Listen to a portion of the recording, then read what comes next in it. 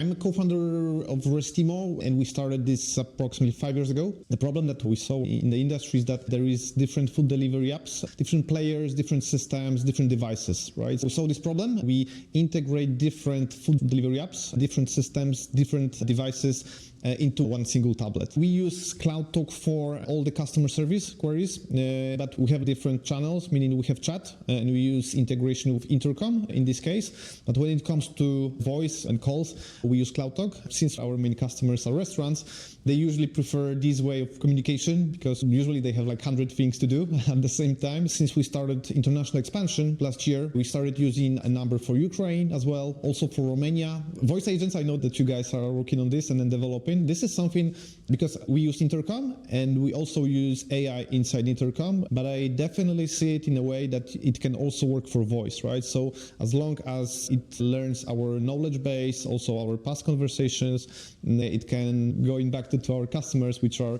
usually waiters or managers. They just want to call, have a quick answer. So when it comes to analytics, I oversee like the customer success team. So it's more our head of customer success that looks at this data.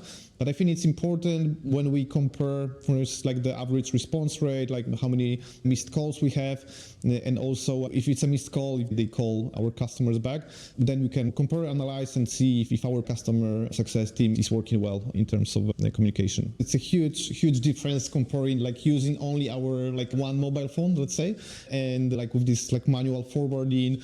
Of course, it's just completely two different worlds. When you move from one mobile number to like a cloud solutions as CloudTalk is, because with CloudTalk you can just easily scale it, right? Especially when it comes to international expansion, we don't need to look at local providers, see what solutions are available. We can just do it with one tool.